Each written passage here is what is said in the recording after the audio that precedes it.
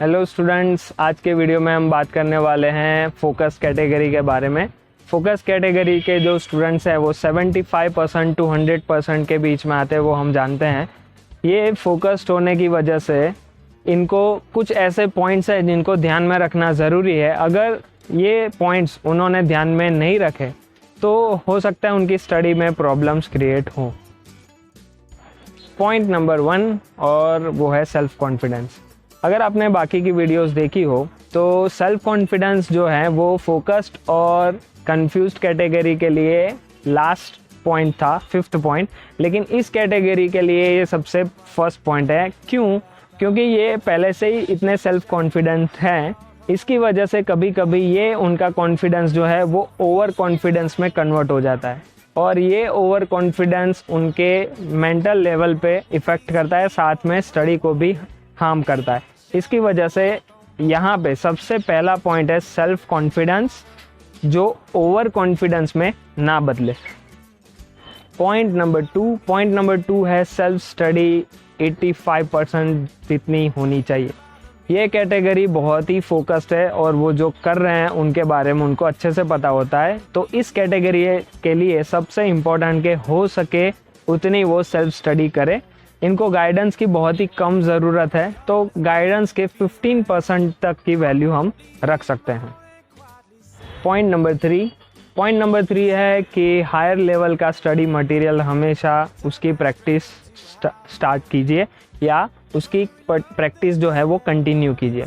Higher study materials जो है वो आप किसी गाइडेंस के थ्रू भी ले सकते हैं, किसी टीचर के साथ कन्वर्सेशन करके पता कीजिए कि कौन सा मटेरियल है जिससे आपका जो लेवल है वो इम्प्रूव हो सकता है, क्योंकि इसी की वजह से आप एक लेवल पे रह पाओगे, उससे नीचे नहीं आओगे और आपका लेवल जो है वो सस्टेन रहेगा। आप इंक्रीज़ करोगे अपनी स्टडीज़ में और उस लेवल से नीचे नहीं आ जाओगे। तो कंटिन्यूअसली प्रैक्टिस ज़रूरी है हायर लेवल के मटेरियल्स की। पॉइंट नंबर 4, आपके फ्रेंड्स या आपके जो क्लासमेट है उनको सिखाइए।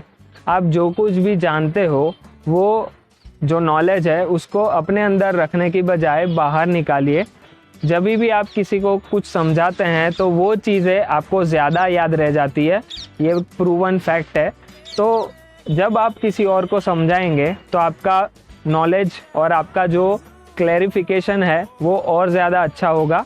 साथ में ये भी है कि एक टीचर स्टूडेंट को समझाए और एक फ्रेंड दूसरे फ्रेंड को समझाए, दोनों में बहुत डिफरेंस हो जाता है, क्योंकि फ्रेंड्स जो है वो एक दूसरे को अच्छे से समझ पाते हैं, तो वो चीज़ उनकी स्टडी बेटर कर सकती है।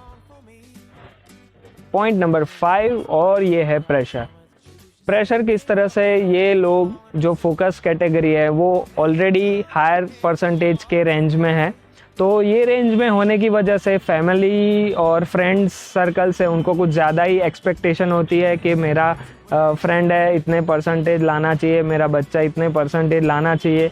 तो ये सारा प्रेशर आपके ऊपर मेंटली कोई इफ़ेक्ट ना करे, उसका खास ध्यान रखना है। किसी भी तरह से ये प्रेशर आपको इफ़ेक्ट नहीं करना चाहिए। फ्रेंड्स, अगर आपने पूरी वीडियो देख ली है तो मुझे बताइए कि आप इन 5 पॉइंट्स में से किन पॉइंट को फॉलो करेंगे या कर रहे थे। और अगर वीडियो पसंद आई हो तो लाइक, शेयर और सब्सक्राइब ज़रूर कीजिएगा। Thank you so much for watching.